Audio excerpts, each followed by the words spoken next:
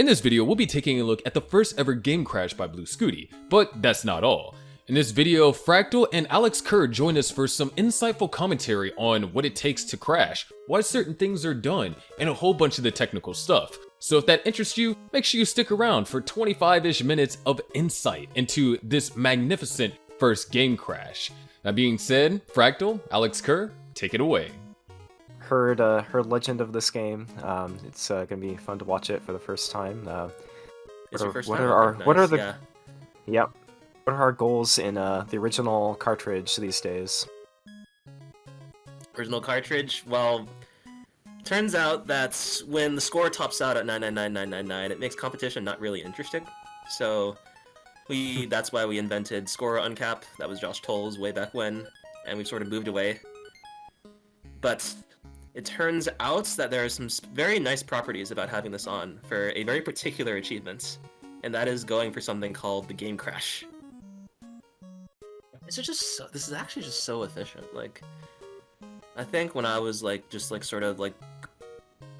19, spamming 19 starts recently, I was having a lot of just really bad prolonged digs, and we've seen none of that here. And that's just because Nice. Scuti stacking is pretty good. And hitting some good, 2-frame window for the T-spin there too.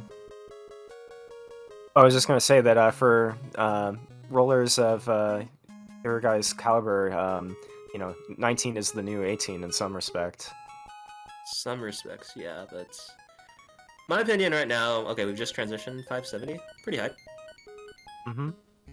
My opinion with 18 is that just the adjustments that you can do, because the reaction time you get is quite generous.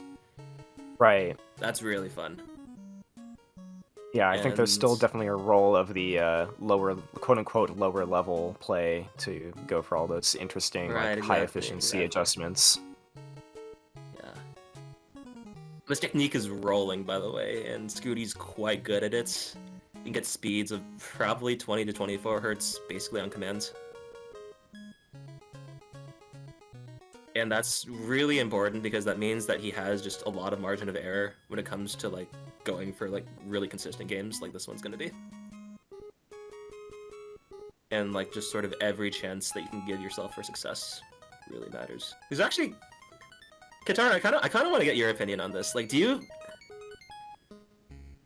Sure. I think that the highest score in original NES Tetris is technically most correctly 999999 because the game code literally sets the score variable to this.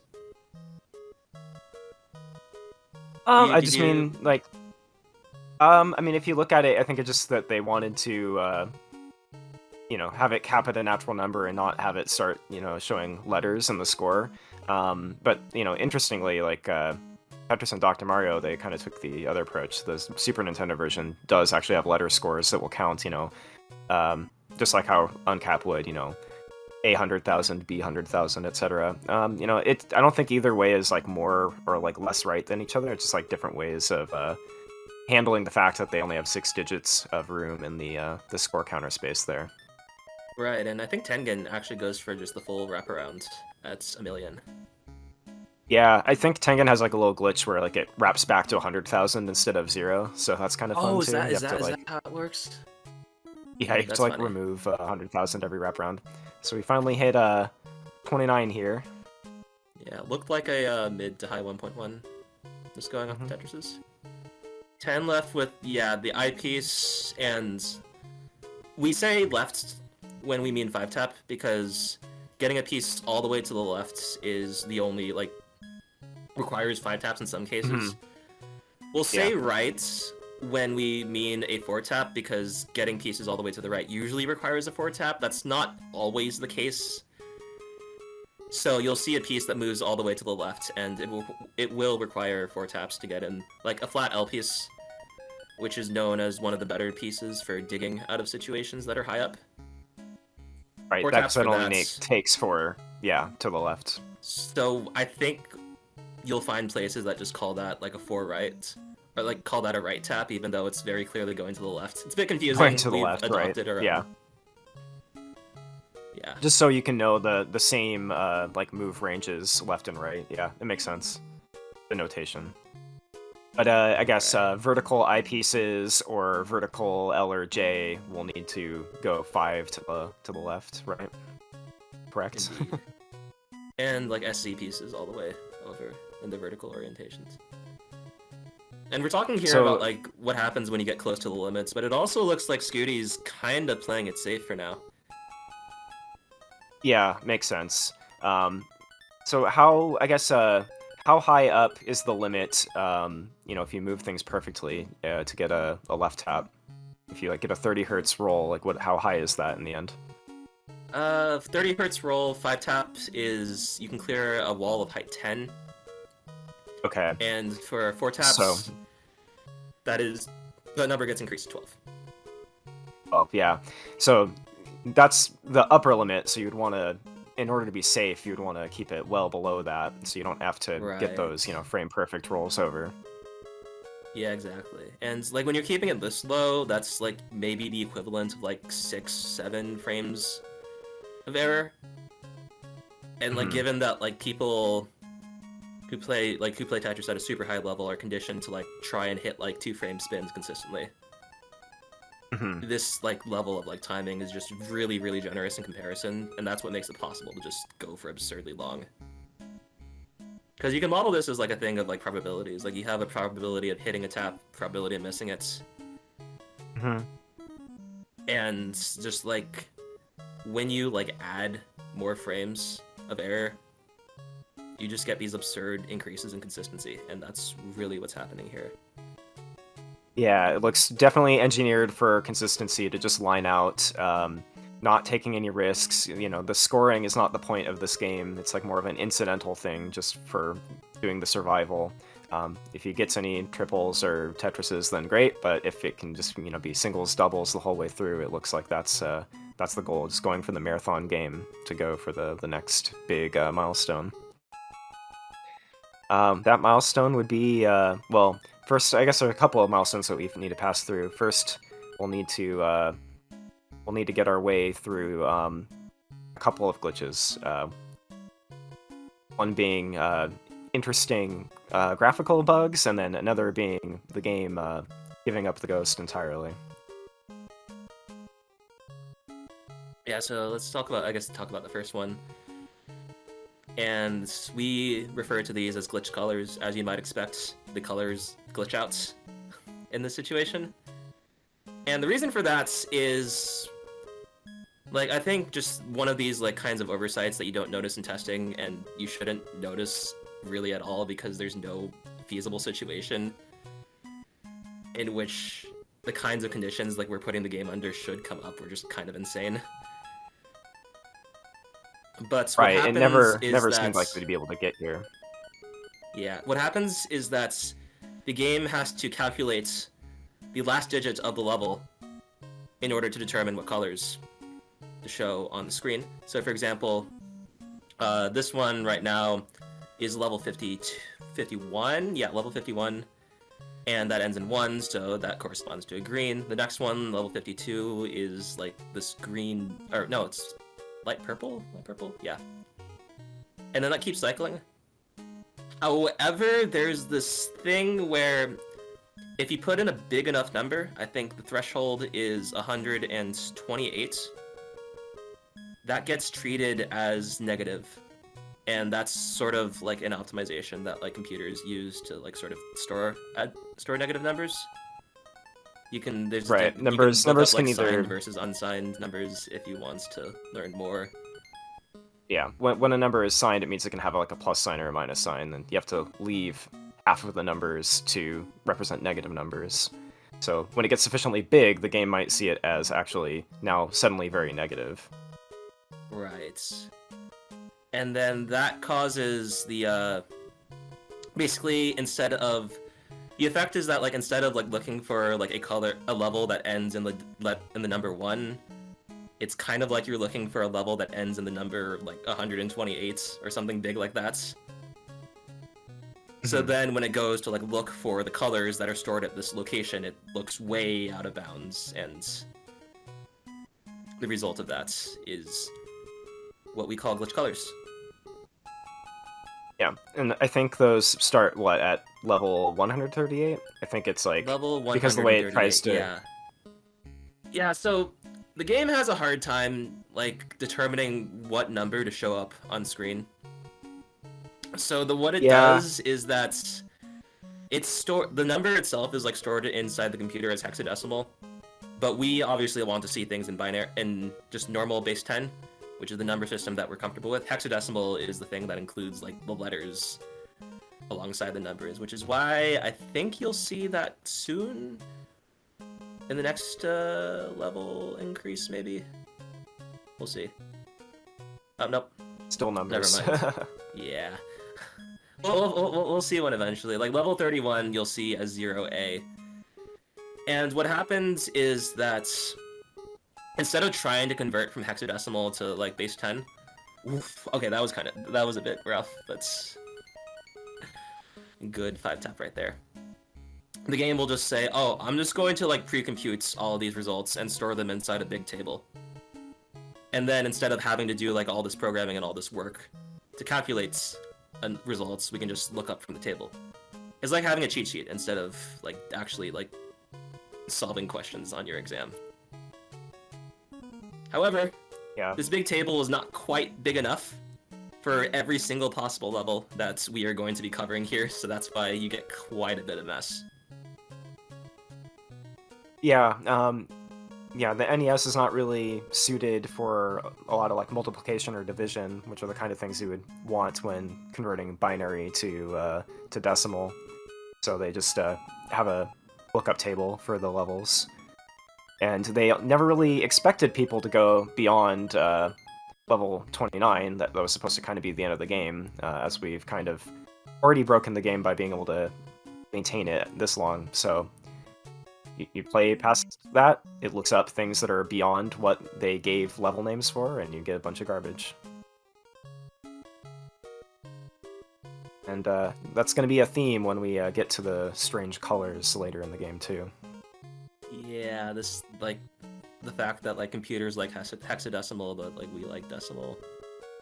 I think now is a good time to talk about Game Crash, because I know that you and I both know enough about that to like talk for like basically the entire length of the video by itself. But yeah, so how would you describe what happens to cause the game crash?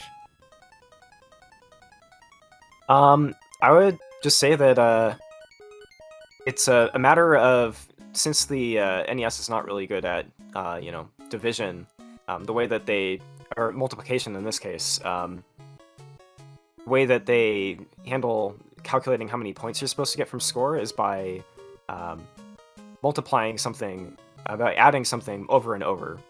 And that takes a lot of time. And some of the game code doesn't really handle things taking longer than a single video frame very well. If the game is just calculating the score for longer and longer, then eventually it will take longer than it takes to draw the picture to the television screen. And the amount of time it takes to draw an image to the television screen is what most Nintendo games use for limiting how fast the game goes. So what ends up happening is, before the game is done completing all of the calculations it needs to do for this video frame, the next one will happen and then interrupt things. And if it interrupts them in the middle of other actions that are, I guess, not expecting to be interrupted, some nasty corruption can occur. And in particular, there's like one main action that we care about, but this main action is done like 7 or 8 different times throughout the rest of the frame. Where basically it's like just like looking, it's like a routine, like that's sort of a helper function, and its goal is to determine where in the code to go next. And it relies on some temporary variables to do this. But at the start of each frame, these temporary variables get like completely obliterated. All right, back to example time. Like imagine like you're trying to do this complicated calculation, and you write your intermediate results on a piece of paper, and then you try and work on another parts. And while you're working on this other part, somebody like sneaks up behind you and like replaces the sheet of paper. And then when you go back exactly to this first parts, like you're trying to use these numbers to continue your work, but they've changed, and you won't get the correct answer at the very least, and at the very worst, you break the universe, which is what happens with this game. Yeah, And- exactly. It's like you're not going to be able to pass your test if you're working off of numbers that somebody has like come up and Right. replaced partway through, right? Yeah, you're gonna get a zero. And like some Quite literally in this replacements are case. like worse than others, which is why like the game crash will only happen in like certain parts. I think right now the scoring function is taking long enough that it's starting to interfere with normal. Things start, I Like, guess, being a little bit weird yeah. at this point.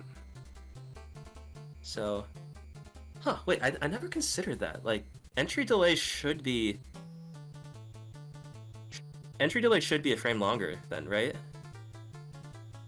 Yeah. Once things start getting a little weird, if there can be any like lag in due to how long it takes to calculate a score, then it will make things hold over until the next frame, so it'll be 1 frame longer. Yeah, you see an A at the top. A stands for 10. That's the next number after 9, I guess. There's basically just never a check for this. Like, there's no I guess they assumed that the idea of maxing out a lines counter was, like, even more ludicrous than maxing out score. Because you'd have to play Right. for just, like, so many levels on the level that's, like, supposed to kill people within 2 lines or something. Yeah, So, I think I guess, yeah, kind of they did just the never math. added a check there. That's kind Yeah, I think they just did the math and decided that, in theory they could max out the score counters. They needed to have a check for it, but with level 29 being as fast as it was and intended to end the game, that they didn't have to try to add more math to fix the lines counter. So then, when it surpasses 0 to 9, what's the next graphic tile that it could load? Well, it's A, and then B, and etc. And even things that aren't letters, if you were able to survive for long enough.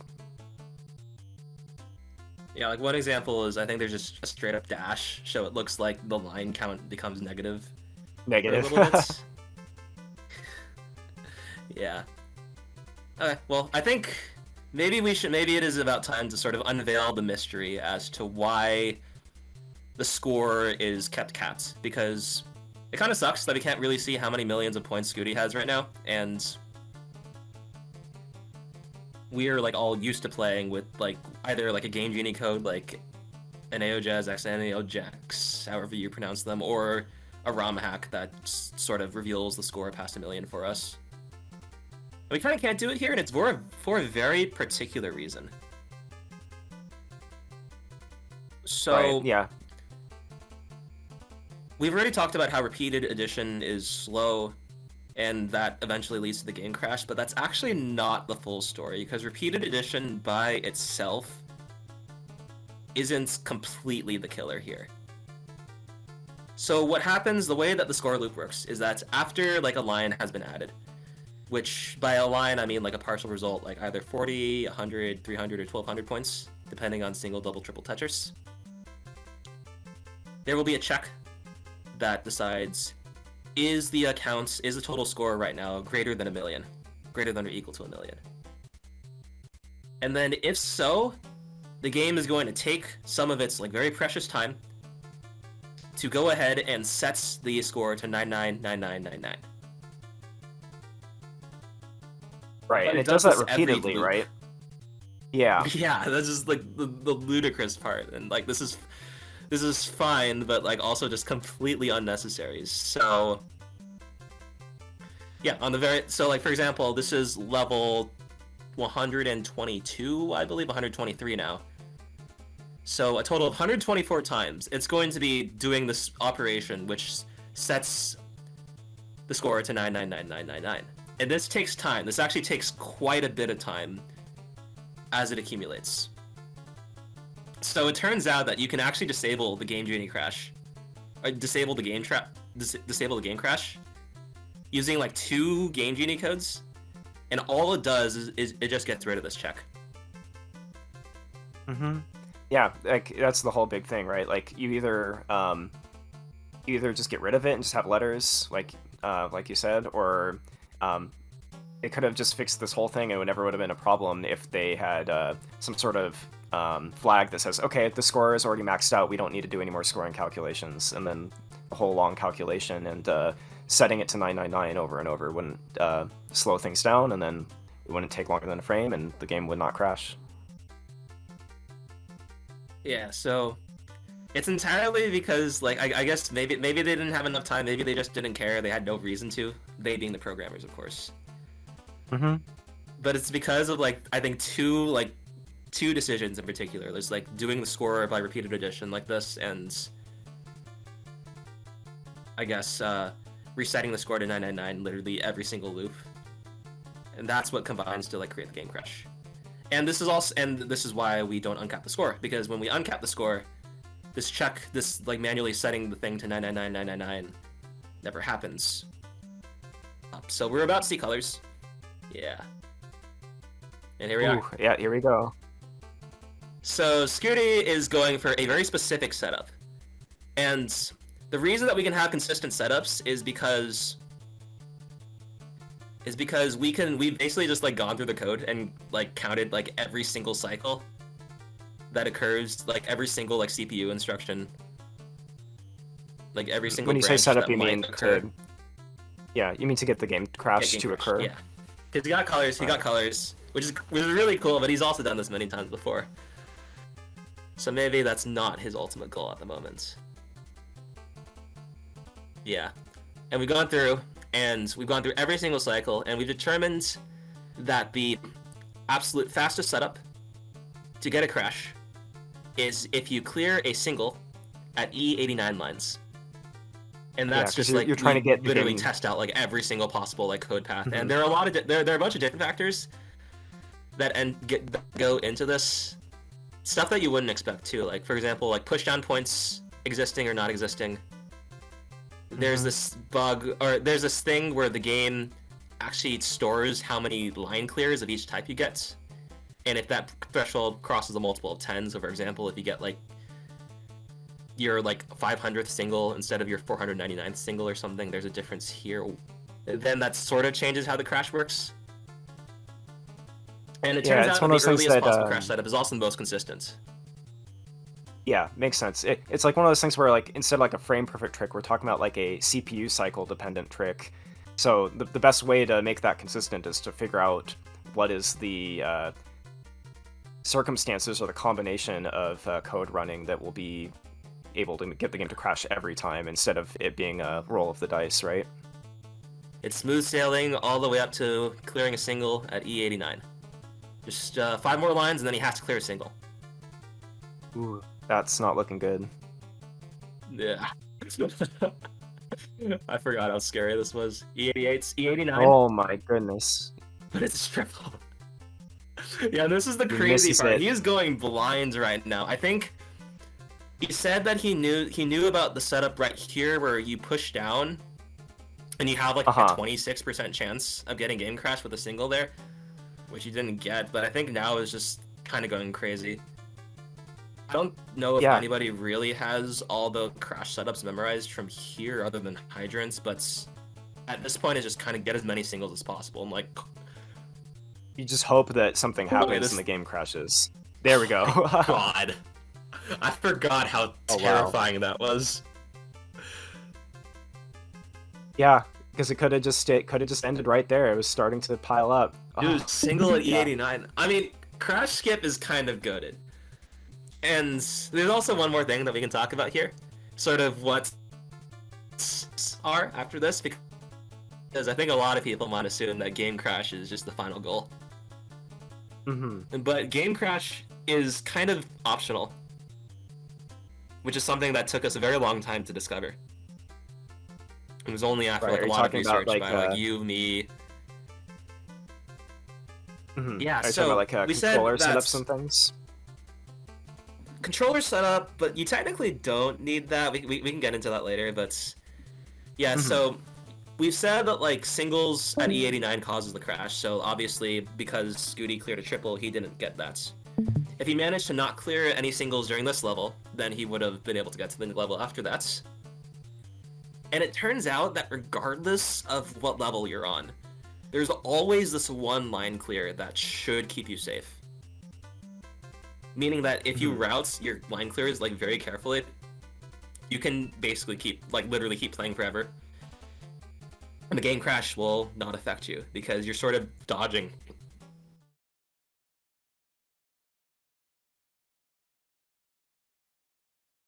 Hello everyone, I'm your underwater host Sharky, and I want to say thank you all so much for watching.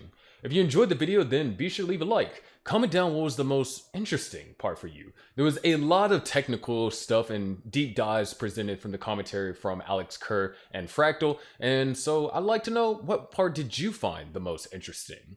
And of course, make sure you don't forget to subscribe with notifications so you get notified on all the new uploads. There is an event happening this weekend, and that is Fractal's event that he's hosting at MIT. So make sure to tune in to the Twitch and the YouTube channel, or either or, whichever viewing experience you prefer, to make sure you can watch that live. With that being said, I'm your underwater host Sharky, and I'll see you in the next upload here on CTWC.